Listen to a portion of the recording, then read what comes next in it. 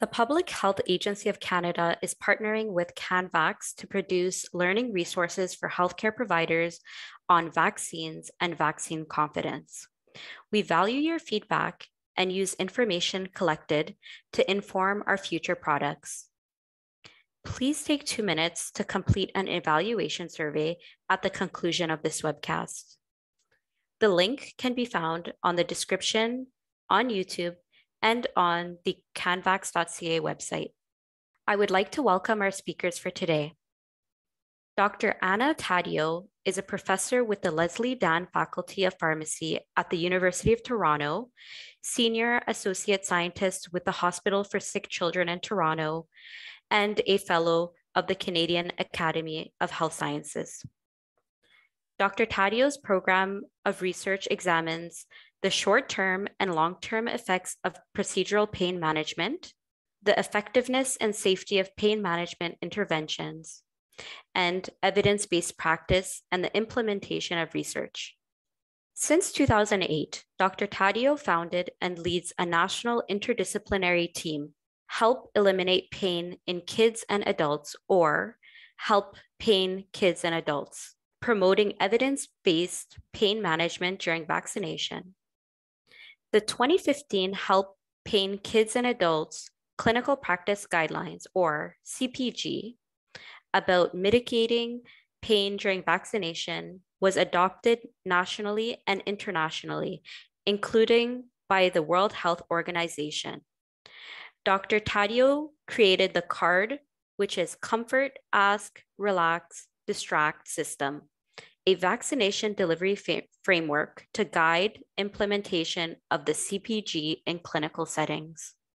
Dr. C. Megan McMurtry is an associate professor in psychology at the University of Guelph, director of the Pediatric Pain, Health, and Communication Lab, and a clinical and health psychologist with the Pediatric Chronic Pain Program at McMaster's Children's Hospital. Dr. McMurtry's research and clinical interests focus on acute and chronic pain, medical procedure-related fear, as well as communication and family influences in these contexts. Dr. McMurtry was co-principal investigator and evidence-led for the Help Kids and Adults Clinical Practice Guidelines about vaccination pain and needle fear management, and helped create the WHO's guidance on immunization stress-related responses and WHO's guidance on the management of chronic pain in children. Over to you, Dr. Taddeo. Welcome to the presentation, everyone. I'm Anna Taddeo. And I'm Megan McMurtry. Have you ever had someone refuse vaccination because they were afraid, or undergo vaccination with extreme distress, possibly even faint? Well, it doesn't have to be this way. We're going to talk about making vaccination safer by reducing these reactions and making it a more positive experience for everyone involved. First, my colleague, Megan McMurtry, will review why caring about vaccination-related pain, fear, and stress-related responses are important, and evidence-based strategies to prevent and mitigate them. Then I will describe how to translate this evidence into action with the CARD system, a framework for vaccination delivery that incorporates all of the research evidence. Before we begin, I'd like to recognize the agencies that have supported this work: the Canadian Institutes of Health Research and the Public Health Agency of Canada. I would also like to acknowledge my national multidisciplinary team, the Help Eliminate Pain in Kids and Adults team, or Helping Kids and Adults, leading research and dissemination activities, and our partners, including Immunize Canada, About Kids' Health at the Hospital for Sick Children, Anxiety Canada, and the Pediatric Pain, Health, and Communication Lab at the University of Guelph, led by Megan McMurtry, my co-presenter today. I would now like to hand over to Megan to begin talking about why caring about vaccination pain and fear is important and what the research evidence tells us to do. Thank you, Anna, and hello, everyone. Many of you may already be aware that the World Health Organization, or WHO, declared vaccine hesitancy as one of the top 10 threats to global health in 2019. 1 year later, we had the COVID-19 pandemic, in which vaccinations have been front and center in a different way for many people than ever before.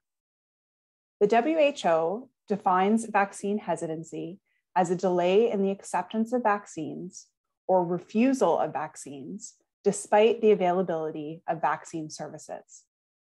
Vaccine hesitancy is a complex issue that's context specific and varies across time, place, and vaccines.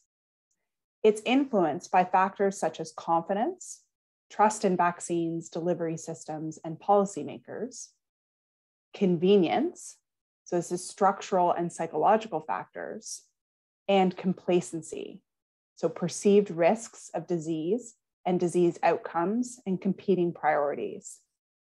I will come back to these concepts and how they're connected to pain and fear shortly. Around the world, vaccinations are the most common reason why we receive needles. And injection pain is the most common adverse event associated with immunization, even though we don't acknowledge it. The amount of pain that someone feels is subjective. That means it's an individual experience, so we don't know how it feels for anyone else but ourselves. Importantly, children are more vulnerable to needle pain and negative experiences. Children report more pain and are more bothered by needles than adults. About 2/3 of children and 1/4 of adults are afraid of needles, and this is associated with negative experiences. So being afraid can increase pain and immunization stress-related responses, such as feeling dizzy or fainting. It can also lead to vaccination delay or refusal as people avoid doing things that make them anxious or afraid. Across different studies, about 1 in 10 people avoid or delay vaccination because of concerns about pain and needle fear. So this may not seem like a lot, but it actually is when we're trying to achieve high vaccination uptake to optimize the health benefits to individuals and society. Vaccines by injection are the most common type of needle procedure. Each of us will likely receive many needles in our lifetime, and it's important that we recognize this longitudinal context as there are many negative consequences of unmanaged pain associated with needles. Vaccinations by injection do hold some level of pain, and we know that pain and fear exacerbate each other. For example, individuals can experience potentially adverse events such as fainting, nausea, and other stress-related responses, which ultimately can contribute to the development of high needle fears, vaccine hesitancy, and healthcare or vaccination avoidance behaviors. So this diagram provides an overview of the vaccination-related context. In the green box on the left, we see the patient, a clinician, and a caregiver if one is present. These individuals interact at the time of the vaccination. We know that the social context here matters. What clinicians and caregivers say and do matters to the patient's experience. We also know that the implications of a negative experience with a vaccination or other needle procedure are not limited to that specific event. As we move further to the right in the diagram, we see that people can and do carry their experiences with them for future procedures. This is particularly important during childhood when concerns about pain and fear of needles are high and attitudes towards healthcare providers are being shaped. The development of needle fear is complex. No single experience or trait is guaranteed to result in needle fear, but most individuals with high fear retrospectively report a negative experience. For instance, a child who had a past negative experience with a vaccination in the past might go to a clinic to receive a vaccine and be fearful as they anticipate seeing the needle. If the child's fear is not addressed by the caregiver or clinician before or during the current vaccination, the child may develop a generalized fear of needles procedures and may even be reluctant to go to future doctor appointments. We can also imagine a child patient carrying their previous experience with them to the next needle as they age and the one after that. So children, we know, grow up to be adults, and they may even have their own children. So imagine being an adult with high needle fear, trying to comfort your own child during a needle. All in all, it is essential for healthcare providers to understand the fear and pain cycle presented in this context to inform the interventions that we will review during this presentation. I said that I would come back to talking about vaccine hesitancy. The reasons to treat pain, fear, and other stress-related responses during vaccination map onto models of vaccine hesitancy. Let's consider the WHO's original 3C model of vaccine hesitancy, which has been subsequently expanded, but still includes the domains of confidence, complacency, and convenience. Confidence relates to trust in vaccines, their delivery, or institutions that provide them. Complacency relates to the perception of risk of disease, perceived importance of community immunity, and prevention versus treatment. Convenience relates to access, consent processes, and clinic setting factors. Concerns about pain and fear are relevant to two of the three domains, confidence and convenience. They are involved in confidence because they are iatrogenic harms of vaccination caused by the process, the vaccine injection itself, and/or healthcare providers administering the vaccine. Negative experiences with vaccinations undermines relationships with healthcare providers. Pain and fear are involved in convenience because interventions are not put in place in many vaccine settings to address the needs and preferences of individuals with respect to making vaccinations more comfortable and less threatening. How vaccines are delivered in many settings, for instance, typically does not prioritize patient needs and preferences by, for example, providing choices like privacy or specific pain interventions. In 2015, the World Health Organization published its first position statement on mitigating pain during vaccination. In it, WHO stated that mitigating pain is part of good immunization practice. That is, it is part of the delivery of vaccinations. National immunization programs need to ensure that the research evidence is embedded in their policies and practices. Okay, so let's pause now to consider this statement. Is this fact or fiction?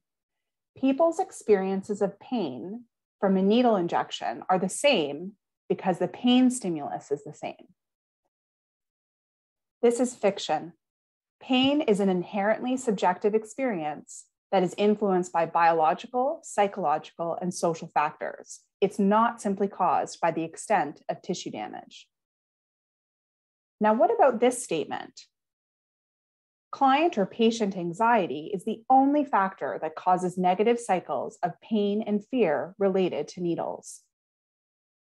This is fiction. Biopsychosocial factors all contribute to influence a patient's experience of needles over time. Social factors can include behaviors by clinicians and parents. Let's talk about the research evidence for mitigating fear and pain during vaccination. We've been working on this topic for a long time now, creating primary research evidence, as well as synthesizing it into national clinical practice guidelines. In 2015, we published our second clinical practice guideline on this topic. We divided the guideline recommendations into 5 categories we called the 5 Ps of pain management. They're shown across the bottom of this slide.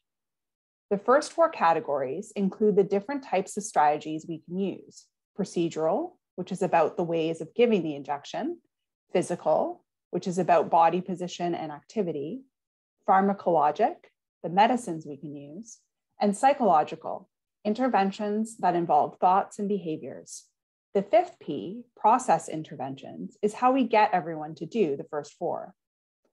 These categories of interventions, by the way, are not limited to vaccinations. They're broadly applicable to needle procedures such as venipuncture and venous cannulation. I'd like to spend the next few minutes talking about examples of interventions in each of the first 4 categories, the first 4 Ps.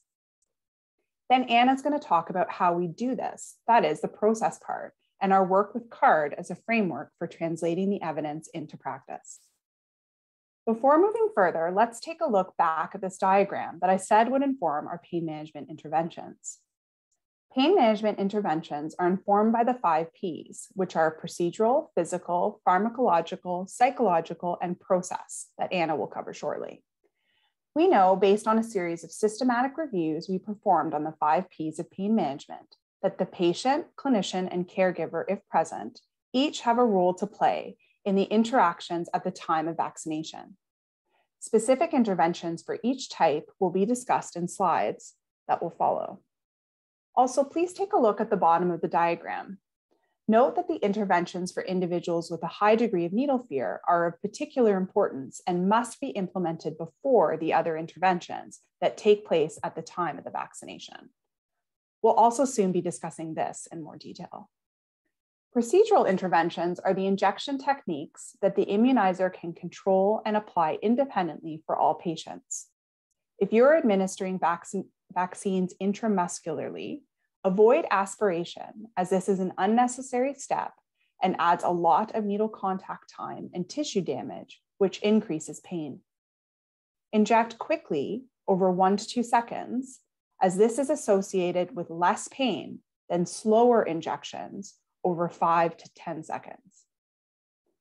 For multiple injections, pain perception and fear can increase with every subsequent poke. So start with the least painful and end with the most painful, or you will start off with more pain that will escalate further, faster.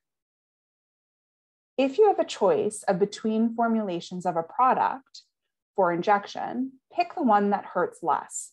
A lot of time this is related to the pH, such that extremes in either direction are painful. For example, there are 2 formulations of MMR vaccine. The one that's closer to physiologic pH hurts less. Here are some more procedural interventions. These are for infants and involve injecting into the vastus lateralis, which is a larger muscle rather than the deltoid, and injecting 2 vaccines simultaneously instead of sequentially to prevent the escalation in pain and fear with sequential injections.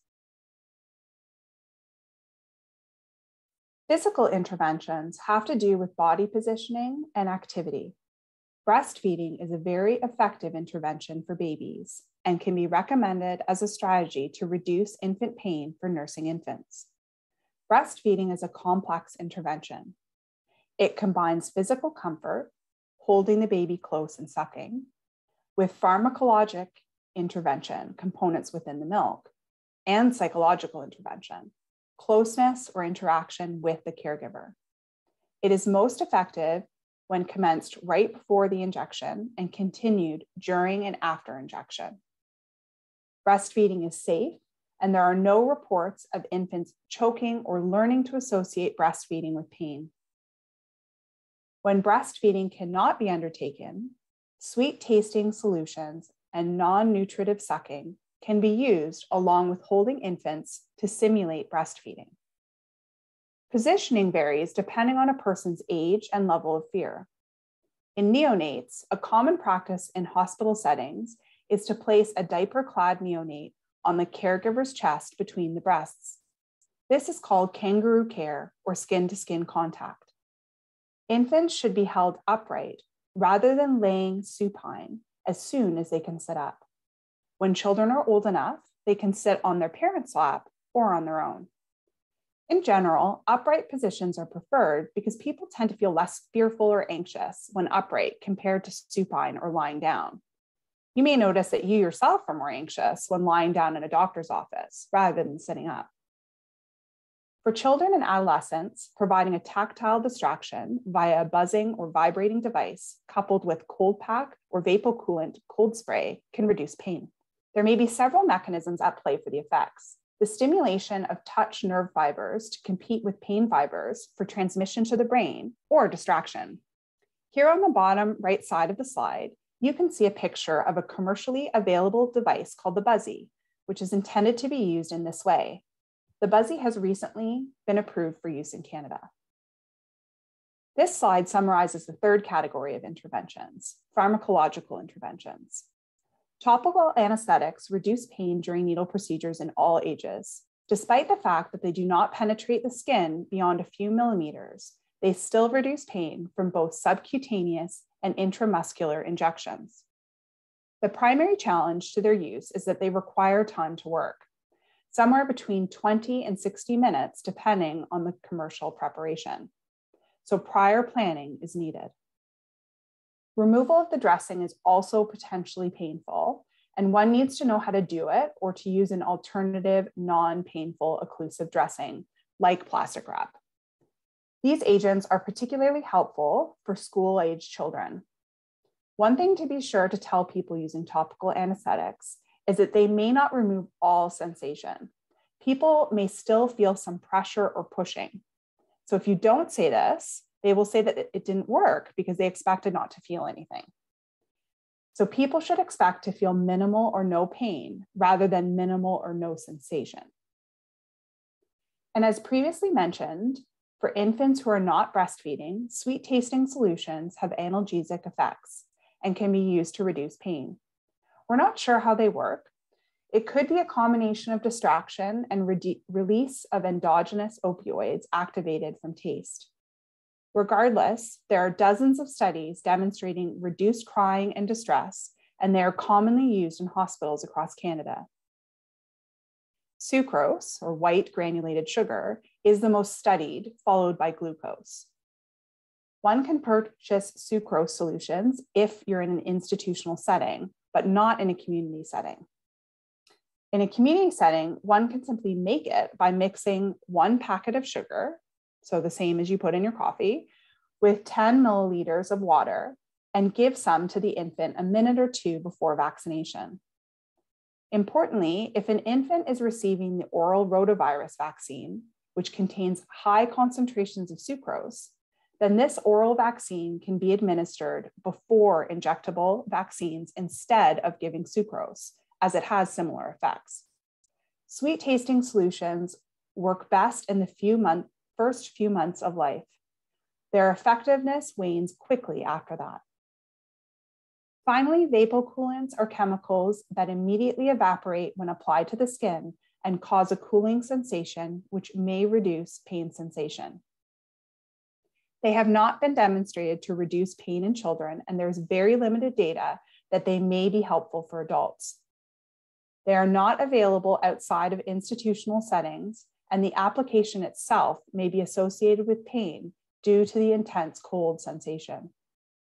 Vapocoolants do not have the same standing or level of evidence as topical anesthetics or sweet tasting solutions. Topical anesthetics are strongly recommended for children, and sweet tasting solutions are strongly recommended for infants.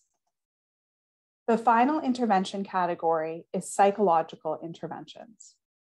During vaccination visits, immunizers and others in the room, for example, parents or other caregivers, are communicating with individuals who are undergoing vaccination. And unsurprisingly, what they say and do can influence how the needle procedure is experienced. Patients and caregivers will look to healthcare providers to understand how to act and feel. If healthcare providers are calm, use their normal voice, and smile, this will help patients to feel that everything is okay. Oftentimes, the natural comments or responses people make counterintuitively increase distress and pain and fear. We call these behaviors distress-promoting behaviors. So we want everyone in the room to engage in behaviors that promote coping in the vaccine recipient rather than promote distress. So here are some practical examples of what to say and what not to say. Avoid using fear-provoking words like shot, jab, or bee sting. Avoid repeated reassuring statements like, don't worry, it will be over soon, it's okay. And avoid false suggestions. For example, this won't hurt. Rather than do these things, use neutral words to cue the procedure. So for example, say, here I go instead, and provide balanced information. For example, some people say it feels like a pinch or some pressure, and others say they don't feel much at all. It usually lasts a few seconds. The reality is you do not know how it will feel for the person being vaccinated. And so don't make statements about how much it will hurt them, as it will undermine their trust in you if they experience something different. Distraction is another type of psychological intervention. It involves taking someone's attention away from the procedure and reduces pain and fear. Distraction can be done in many ways, including watching a video, reading a book, singing, talking about something else, or playing with a toy.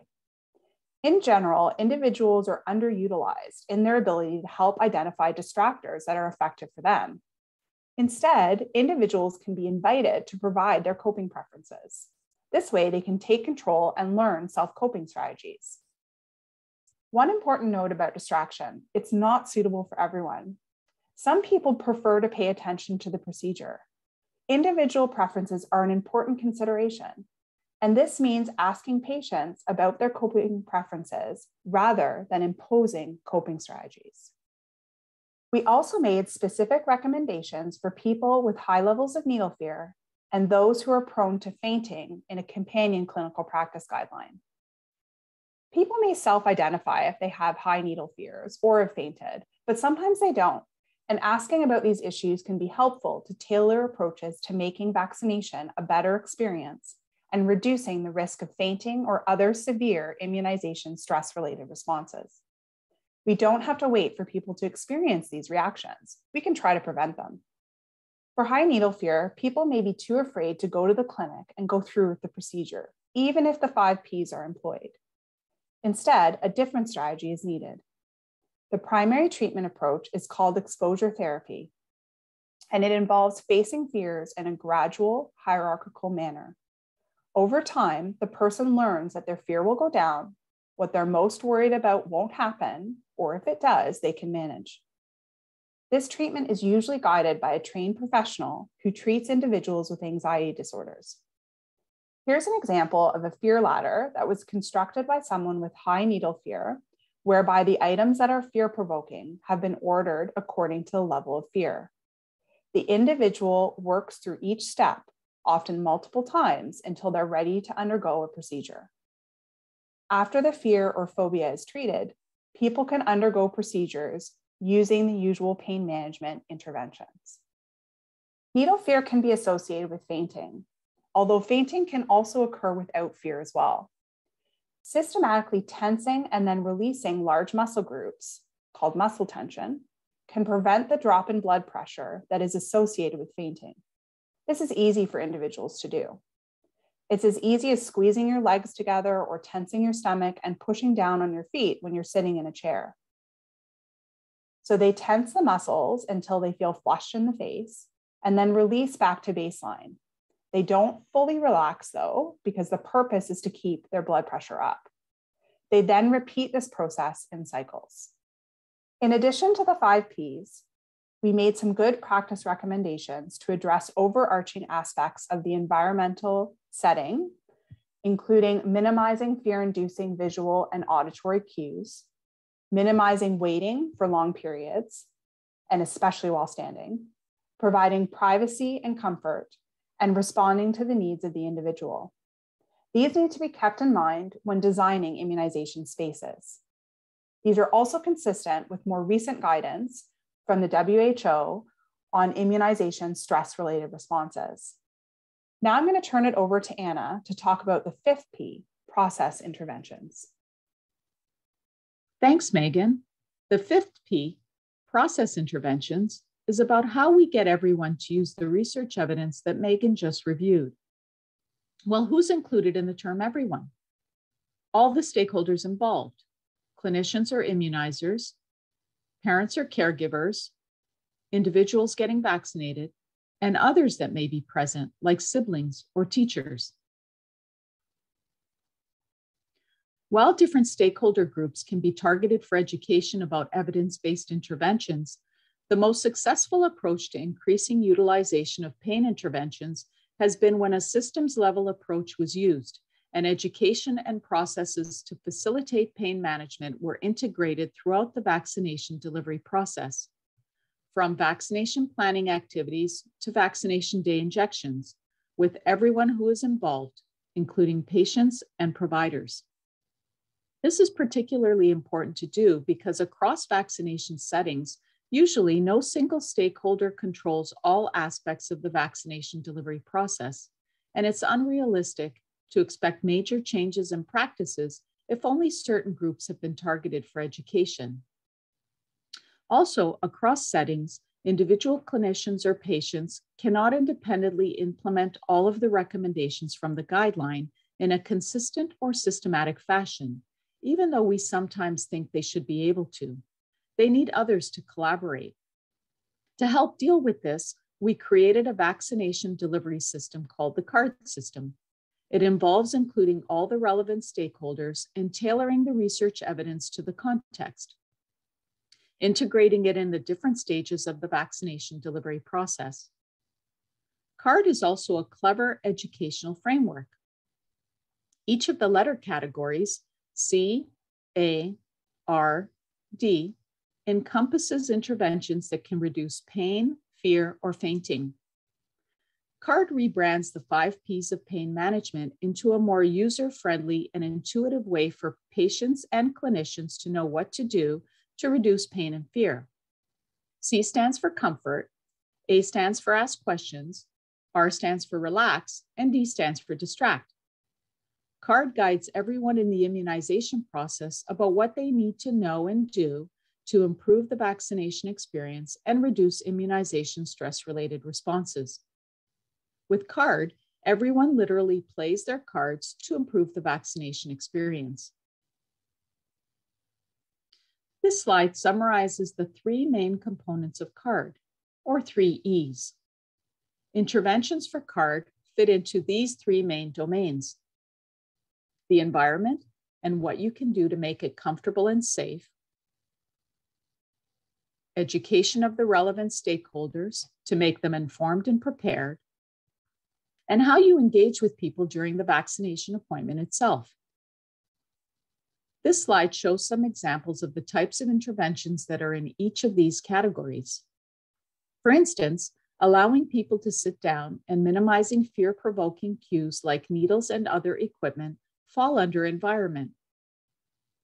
Allowing individuals to be prepared ahead of time and on the day of vaccination by providing them with information and answering their questions falls under education. Then on vaccination day, engaging patients by inviting them to participate in their care and supporting preferred coping strategies falls under engagement. What CARD is actually doing is helping us to provide a person-centered approach to delivering vaccinations. CARD can be summarized differently, like in this slide, by thinking about what is involved in vaccination along a timeline from planning to delivery activities. There's education of programs and providers, and integration of interventions in the clinic space, setup and flow. Then there's education of individuals and caregivers and reminders, allowing for planning coping strategies ahead of time. And on the day of vaccination, the setup and flow of the clinic minimizes fear, which includes separating people and giving them things to do, even while waiting. Interactions during vaccination allow individuals choice and promote coping. The fan cards on the bottom right give some examples of coping strategies that individuals getting vaccinated might want to use. For example, under the R card, getting vaccinated with a support person, or under D, using a distraction like a cell phone. CARD is the only vaccination delivery framework that has been demonstrated to improve attitudes and knowledge about reducing fear and pain, improve vaccination safety by reducing fear, pain, dizziness, and fainting, and improve the vaccination experience, not only for individuals getting vaccinated, but others who are present, like parents or caregivers, and healthcare providers giving the vaccines. We have carried out a number of studies that have evaluated the impact of implementation of CARD. This slide summarizes them. Its effectiveness was initially demonstrated in a small-scale controlled cluster trial involving 12-year-old children undergoing vaccinations at school. And then its effectiveness was confirmed in a larger randomized cluster trial, again involving 12-year-old children undergoing vaccinations at school. During the COVID-19 pandemic, it was demonstrated to be effective using a before and after implementation design in mass vaccination clinics in individuals over 12 years of age and in community pharmacies in children 5 to 11 years of age. There have been many positive comments made by individuals involved in CARD implementation. Here are just some examples. Healthcare providers have commented on how addressing patient experience is important for building confidence in vaccination, as it demonstrates that healthcare providers care about their patients. They've also commented on how CARD invites vaccine recipients to be active participants in their healthcare. This is perceived as positive, as it is consistent with providing person-centered care.